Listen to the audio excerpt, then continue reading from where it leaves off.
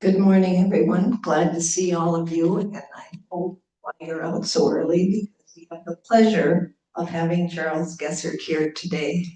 Charles is a retired pediatrician, and I'm sure all the children that he helped are glad to go to him. He makes me smile when I see him.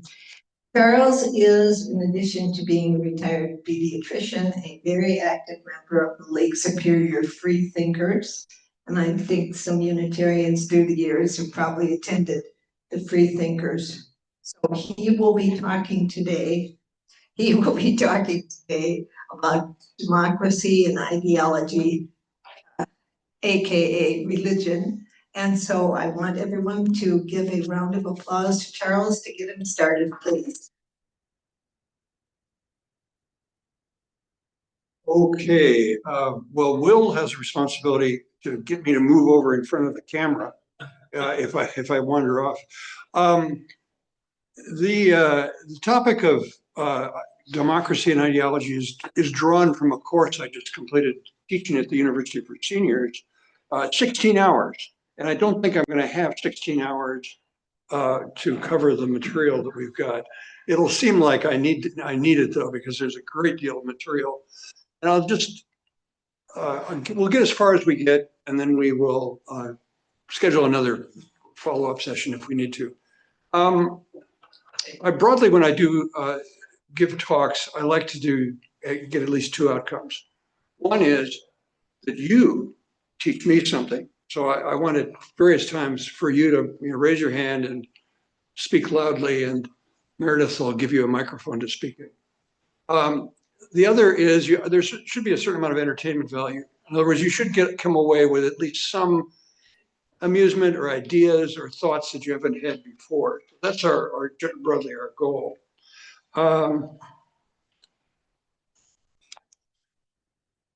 Next, we're going to get Meredith to show us how to advance the slides. Gotta click on here, and then you should be able to. Okay.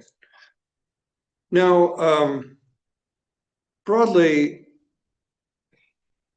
the principal goal is to focus on why, and why those who value democracy should differentiate between democracy as an ideology and what you might call competing ideologies.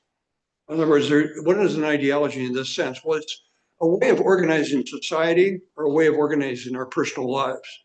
And so certainly democracy is that. Democracy is not a thing, it's an ideology. It's a goal. It's like the North Star. It's something we aspire to and try to get to, but we never get it perfectly correct. And so in that sense, it's an ideology like truth or beauty or justice. In the same sense, we have other ideologies. Now there's a whole list of competing ideologies. Marxism, Moonies are a competing ideology. Some people have encountered, or one might even say been run over by other ideologies like Scientology. The ones that are most familiar to us as competing ideologies are some of the more organized, or one might say dogmatic religious beliefs, such as the Adventists, the Mormons, witnesses, Jehovah's Witnesses, all of which have fairly in-depth organized ideologies which affect not only your individual's personal lives, but they have advocacy for how society should be organized. Now, we won't get all the way through this, but the thing that inspired this idea of talking about ideology and democracy is that we go from democracy as an ideology, we say we have the competing ideologies I just introduced. Among the competing ideologies are religions. And religions are a major one which we'll focus on today. But the thing that inspired this was really that we have in 2026, we have offshoots of religion or things that use religious terminology and ideology to justify Christian nationalism. And then within Christian nationalism, by the way, has been around for centuries. It's not a brand new thing. Christian nationalism includes much of the colonial era of Europe, believed that they were civilizing the rest of the world by bringing Christianity to different cultures and different communities. So Christian nationalism conceptually or ideologically has been around for centuries. What's new is Project 2025. Now, Project 2025 is a further distillation of what is contained within Christian nationalism. We'll run out of time before we get into it much depth today, but it is what really inspired a lot of the work that I did on this. And we're going to continue to try to coordinate our two things. Now, first of all, can anybody tell me who this is? Even take a guess. Emerson, Ralph Waldo. Well, you've been taking the course. This is, did you take the course before? Ralph Waldo Emerson. He's really famous for having written the book Nature. But going back to him, why would I want to bring him up in the context of religion? Well, his particular religious belief was called, transcendentalism. But I'm looking over here at my notes because I make sure I cover most of what we want to do here. The thing is that most of Emerson's convictions had to do with looking to nature for inspiration, for spirituality, for essentially what he believed God was not out there someplace. God was right here in the natural world that we were surrounded by. Now, the reason I bring this up is that this is an attractive religion. This is, to me, something I can live with that. That's a worldview that, as a Unitarian or as an atheist, you can say, okay, that makes sense to me. I can grasp that. But the thing about it is, it's highly personal. His religious convictions were deep, important, plausible, but personal. And that's the real point: is that all religions, all belief systems are ultimately personal, and that is why we have, or should have, separation of church and state. Because what you actually end up with when you don't have separation of church and state is you have someone's personal belief system being imposed upon people that don't believe it. And that's one of the foundations of our country, is to have people be able to pursue their own faith. Okay. So what are the differences? I'm going to start with where religion and democracy, in a sense, depart, or where democracy departs from other ideologies. First of all, where does the authority to govern come from? In democracy, we say the authority to govern comes from the consent of the governed. So that's the basic idea. That's where it comes from. Most religions, not so much Unitarians, I might say, but most religions invoke a higher authority. Let's say that the authority to govern is that you're following a ideology or a morality or a set of precepts or dogma, which comes from scripture, the pulpit, the elders, history, but it comes from someplace other than the consent of the governed. So there's a set of rules, a set of goals, a set of ideologies, which are separate from the consent of the governed. And this is a point of departure between democracy and essentially any ideology. Now, one of the things I like Unitarians so much, I keep coming back, or I keep getting invited back, which is really nice, is that Unitarians tend to be adogmatic. They're not dogmatic. They tend to stay away from the rule-driven way of approaching ideology. But of course, we recognize that many of our religious brethren don't approach religion that way. They approach religion in part as a series of rules. And it says here, we have discovered that all books have letters in them that, when rearranged, can be made obscene. So we clearly have to get rid of that. Let's see here. Now, democracy is also based upon the idea of disagreement.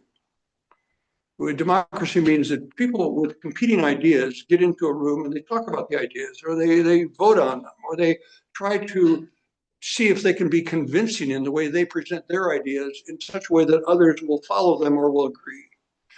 That is to say that there is a certain degree of fluidity and compromise involved in democracy, inevitably. It's always true. In other words, you don't have unanimity within a democracy. What you always have is majority opinions and minority opinions. In many religious traditions, you have fixed truths, things that are true forever. They're not subject to debate. As a matter of fact, one of the ways that you can identify yourself as a sinner is if you question God's will. You say, well, I don't think we should do that. I think the men can marry other men, or whatever your particular thought is at the moment. You may well be accused of not just having a different thought, of being a person in the opposition, but actually of doing something heretical. You're doing something that is opposed to a fixed truth. And that's, again, a difference between democracy and ideologies or religions. Fixed truths versus open debates. You know, this is a little bit more sensitive in a way. Democracies hold, or should hold, that all the citizens are created equal. Now, everybody is aware of the irony of the Declaration of Independence, calling all people are created equal, and then some of them are three-fifths of a person, and women can't vote at all. Native Americans don't appear. So we're all aware of that irony. The whole idea was set up of the equality, all men are created equal, men. However, when I talk about democracy as an ideology, that means it's like a North Star and moves toward inclusion. It moves toward, over time, the coffee. Is that coffee? Bless you, my child. Yes.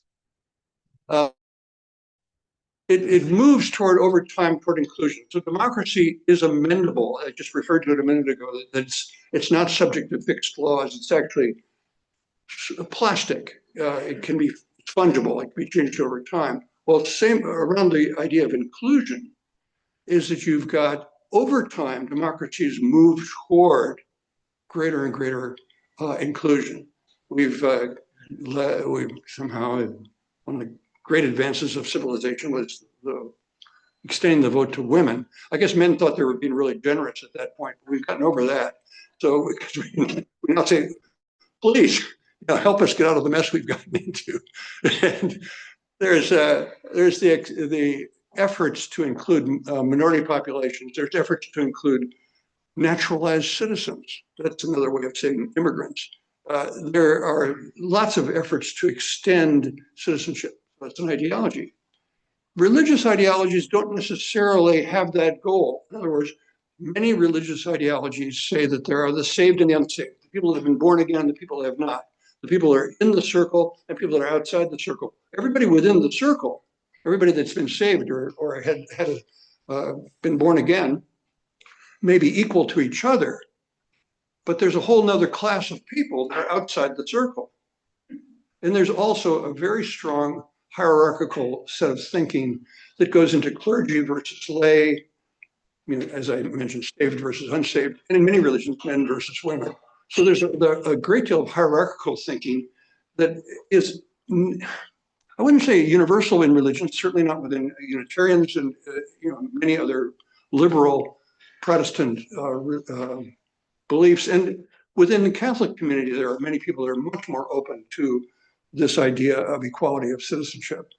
However, Catholics are burdened by the idea that there's a pope and cardinals and bishops and others that are enlightened, they are further along, they're closer to heaven. And there's an innate hierarchical approach to it, which is foreign to democracy. It shows here we need more God in government.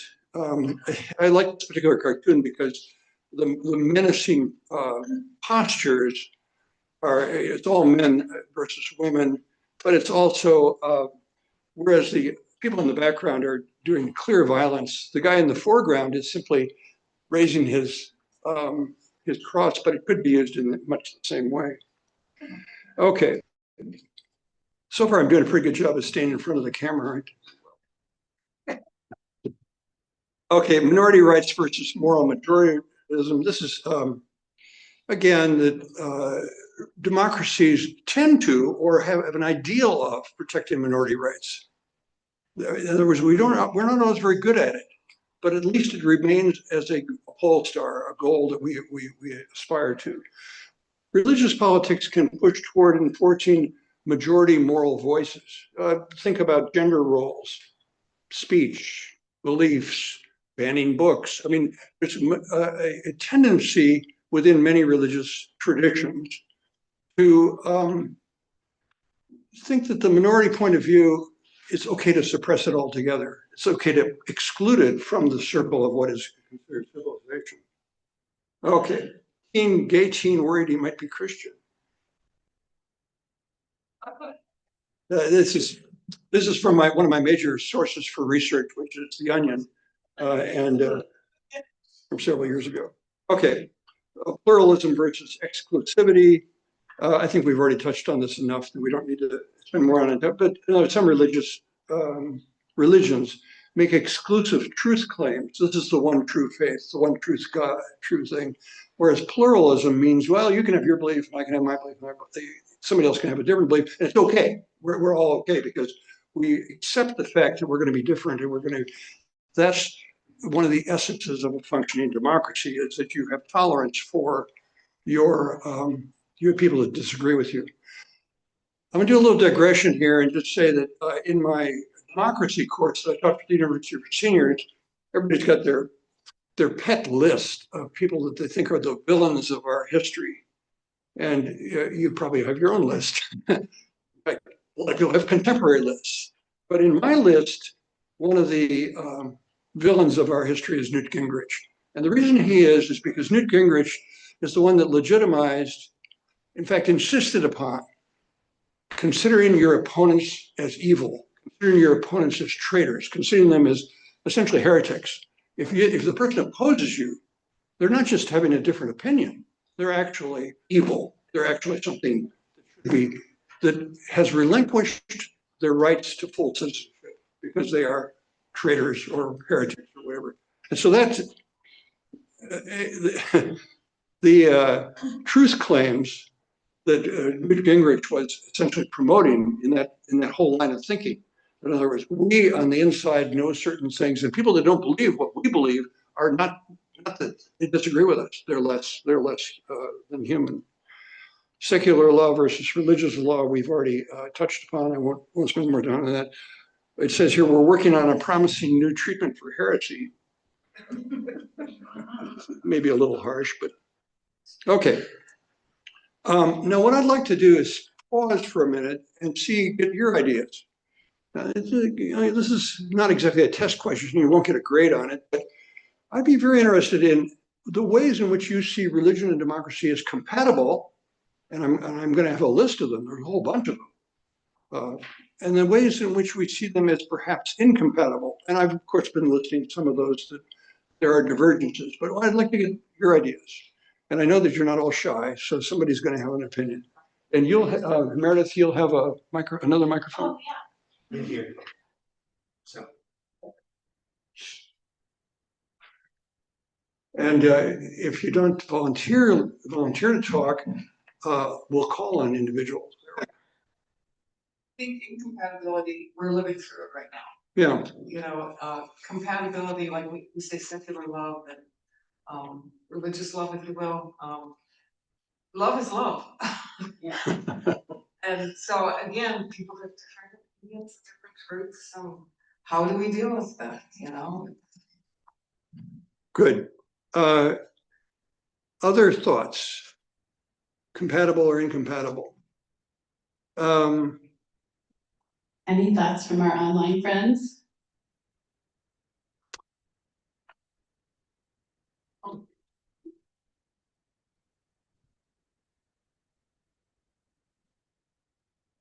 This is going to say that some of the ideology of democracy seems like we have a mythology of, Washington and the founders of that. And you're talking about democracy, it's not theology. It has a mythology and almost can itself function as a religion.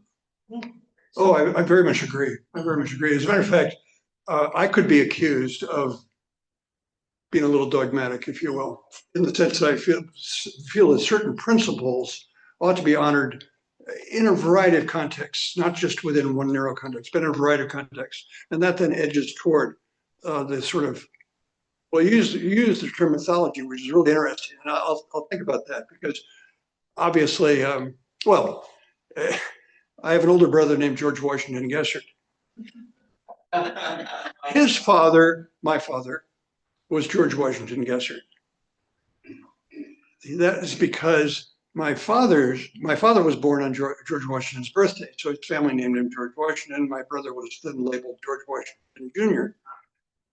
That was in style up until about 50 years ago. It's not in style anymore. The mythology has caught up with it in a sense, because George Washington is now seen as a more complex person, great leader, tremendous steadying force during the Revolution, absolutely essential to the American Revolution, but all the other things we also know about it. And so the mythology has, in a sense, caught up with him. But I like your term. I agree with it very much. Another thought. Well, it seems that our democracy, not unlike the old days when we used to, let's have a crusade, chase after somebody that we didn't like and use our armies, turn on ourselves. Yeah, And that's the difference going on right now. I ought to give you the podium because that's, I completely agree. As a matter of fact, Sorry, I stole you. no, you when you think about, I don't know, so many things that are being done essentially without the consent of the governed. Now, this is a whole nother subject. It's not what we're going to cover today, but you've got blowing up boats in the Caribbean. You've got the claim that Greenland should be part of the United States. You've got, I mean, the list goes on and on. And now the latest, of course, is Iran. Don't forget, Cuba is next. I mean, there's a lot of things going on which are outside the consent of the governed. And, I think that's, it's in a sense out of control. I have a comment. Yes. There's one religious-based organization called the Quakers who do function by democratic principles. So it's not all churches. There are some that do follow that everyone has a voice in a Quaker meeting and you reach consensus to move on. So I just wanted to point that out. Well, I agree. And somebody in the audience knows how much I agree. Because my wife, Barbara, raise your hand, is a Quaker. And I've been a Quaker groupie for a long time now. Just sort of admiring and trying to stay with them. Meredith, I could use a hand with something here. Okay, and I'll just read one more from online, which is from Kathy Helzer. Depending on the religion, they may have some shared values, kindness, caring for others, etc., compatibility. And then Rosemary chimes in with incompatible, a single authority versus a group discussion, voting, and consensus. Exactly right. I completely agree. Okay, so we were asking whether or not, I'm going to see if I can get that one on here.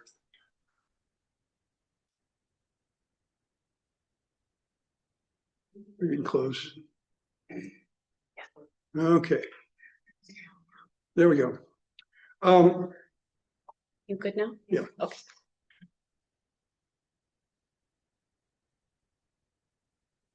Okay. A couple of alarming sort of developments in the last couple of months have been, the speeches that have been made by some of our leaders that say, put democracy aside, essentially, we're a Christian nation. Democracy, we're not interested in hearing about that secularism or that everybody gets to have their own faith. Speaking during a Turning Point annual conference, J.D. Vance said, by the grace of God, we always will be a Christian nation. At more or less the same time, the Trump administration put its weight behind the U.S. Constitution, against the U.S. Constitution in favor of Christian nationalism. Now, in general, religions in general, and I'm not confused about this, religions in general shouldn't be confused with Christian nationalism. Many people that have described Christian nationalism say that it doesn't have anything to do with Christianity. Basically, a political ideology which has adopted the word Christian to give it essentially momentum and credibility. It's not because it is inherently religious. However, it's worth spending some time looking at the nature of its principles. because it captures some of the things that become departures between democracy and ideology. They are well illustrated by Christian nationalism. First of all, there's a fusion of Christianity and national identity, which is more or less,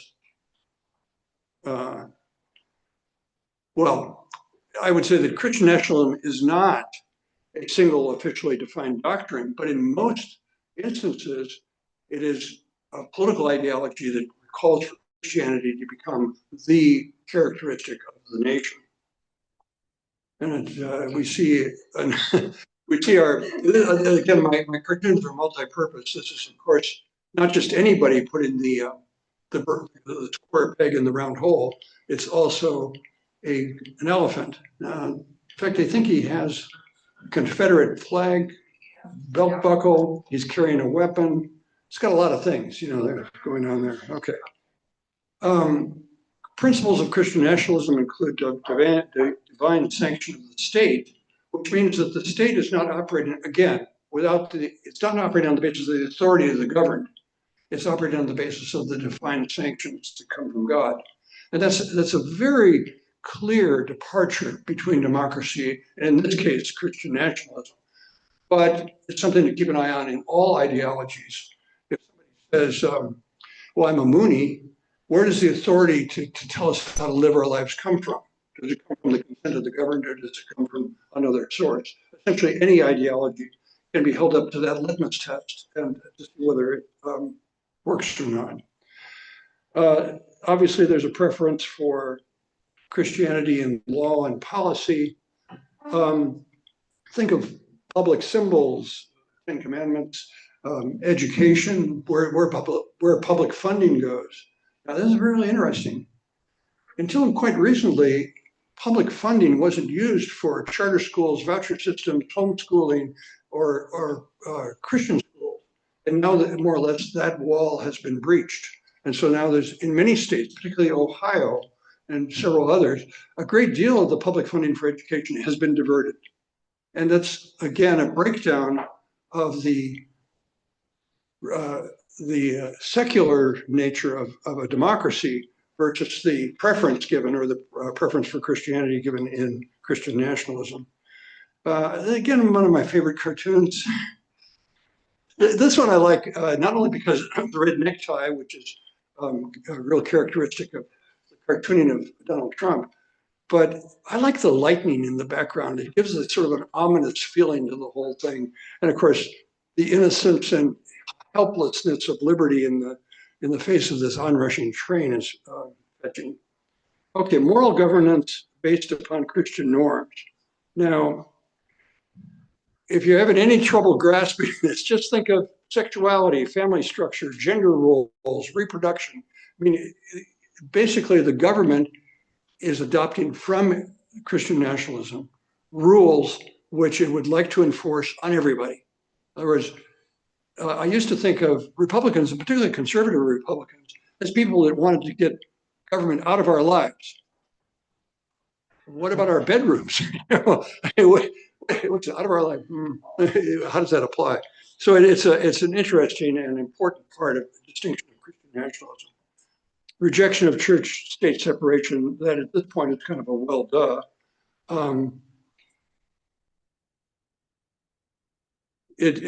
Christian nationalism argues that religion should openly shape government, lawmaking, and civic life. Okay, there's church-state separation, being burned at the stake.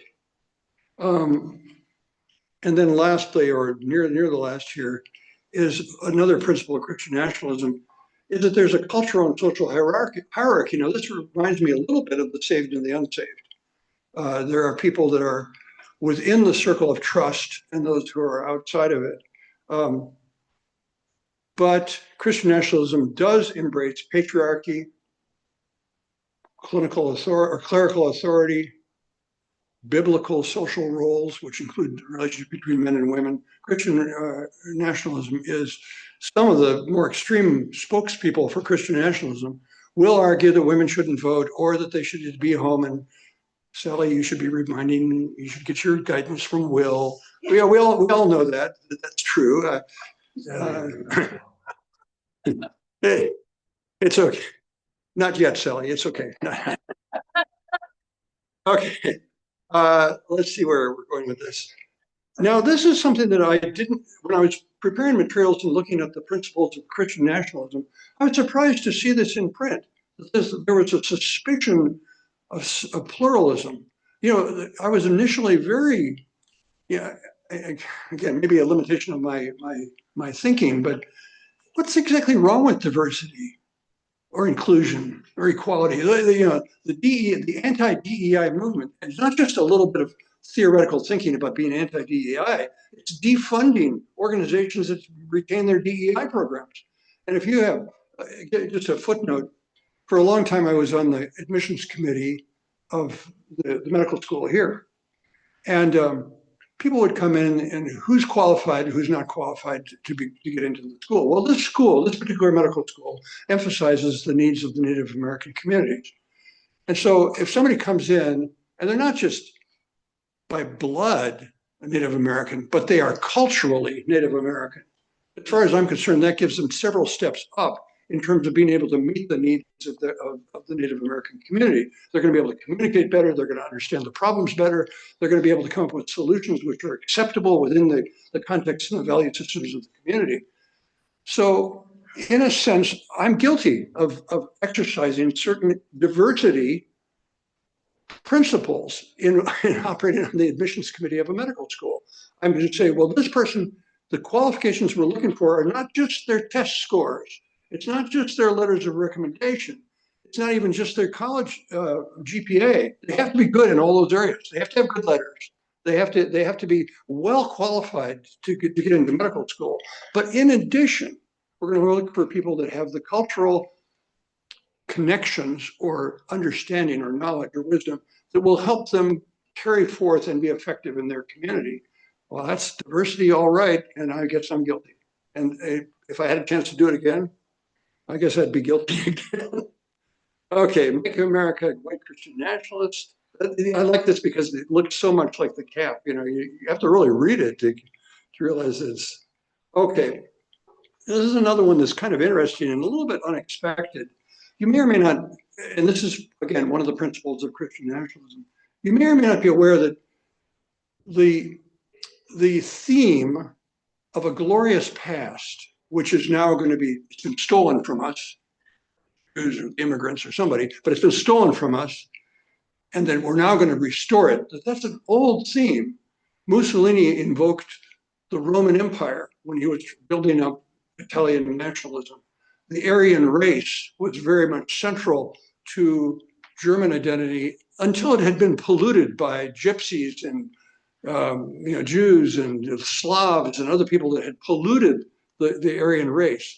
There's all this sense of a glorious past, the Teutonic past of the German people that has to be recaptured. We have to do away with the pollution and the dissolution that has occurred over time. Laws of moral witness. I'm not going to spend a lot of time on this, but this is again emphasizing that, well, the law is used to promote a particular point of view. Now, I have a mystery quote for you here. And just like asking you who that guy was that was Ralph Waldo Emerson, thank you very much. Anybody have any idea whose this quote is? I'll read it.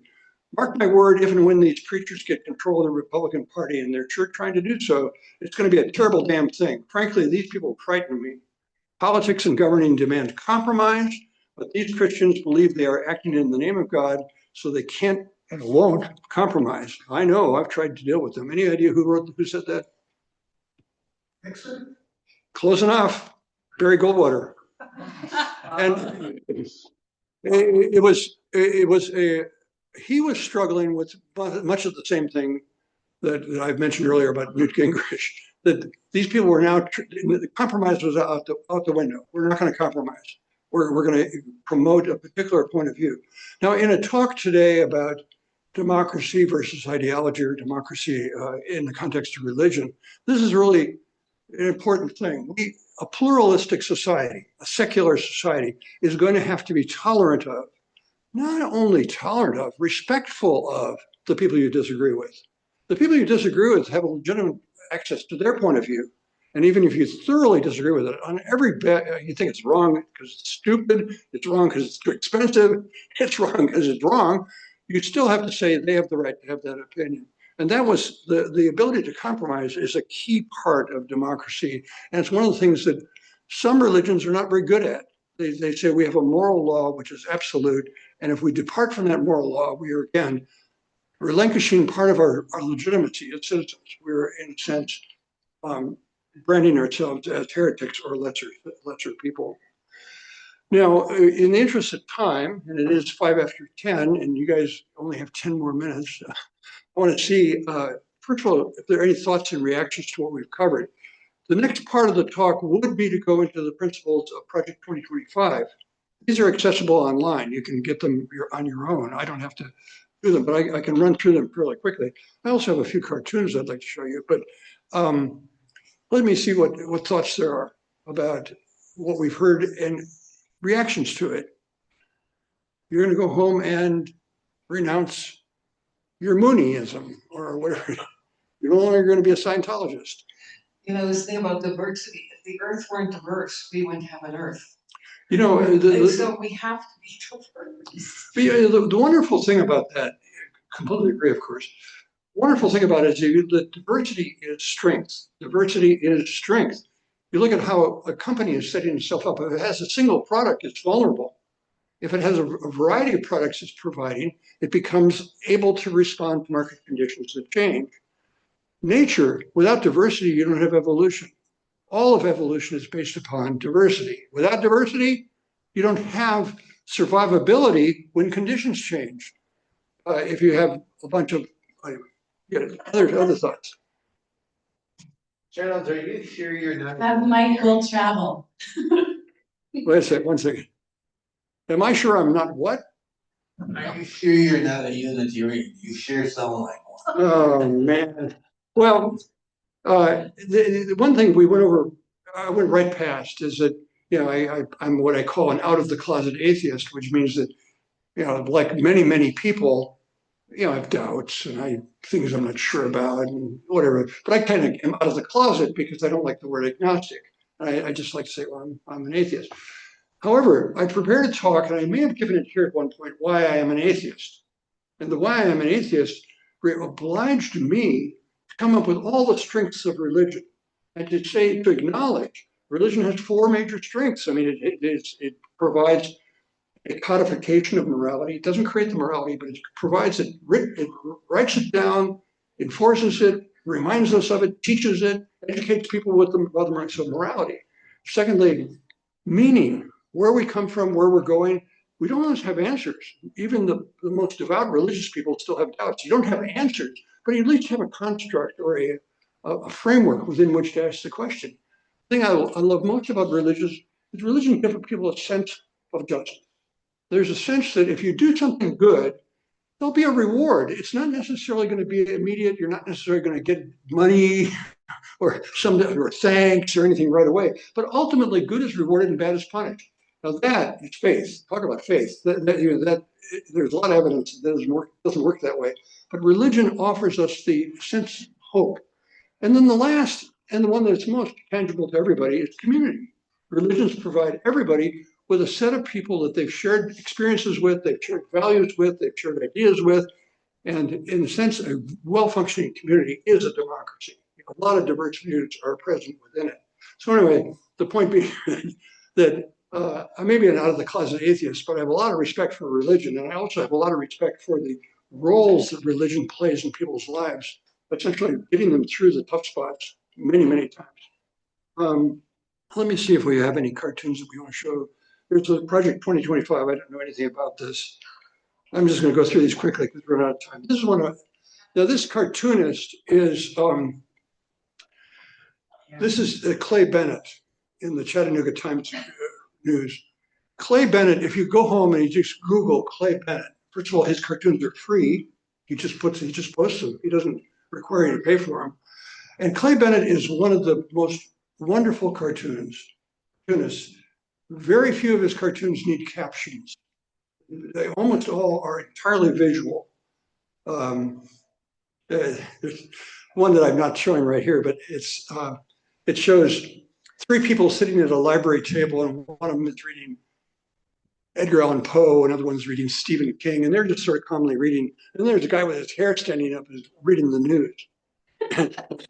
And it doesn't require a caption. It's just so obvious that that's what he's communicating. Okay, yeah, let's see if we got, there we go. Oh, I like this one too. And then we're done, or almost done. It says, first they were gardening, then they cleaned house, and now they're sitting at the kitchen table playing bills. Lordy, those hedonistic homo perverts are pretending to be married. Don't let the children. And this is great. It's got a certain amount of entertainment value. Okay. Project 2025, the only book we'll ever need. And then it says, beware of God. So that's my sort of conclusion here. Okay, well, any comments or thoughts, and what should I add to the next time I give a talk like this? I feel like the Statue of Liberty. A torch in one hand, though, a torch. Listen, torch. This is. Okay, there we go.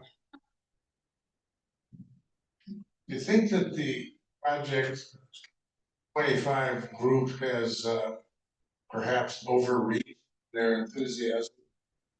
Well, What's out there, it's sort of starting to backfire on them. Well, one hopes. I would say that the Project 2025, the reason it's labeled the way it is that they had a timetable that was very tight, and a great deal of what they had in mind, if we went through Project 2025, a great deal of what they had in mind has already been accomplished. And if you, in a sense, say that are they lightening up? Well, we don't have to look at Elon Musk anymore, but that isn't making it any better. He's still out there doing whatever he does. I would say it's not as obvious anymore, but it may be because they've accomplished much of what they want to. They've dismantled so much of the federal government. They've gotten a lot done that they wanted to get done.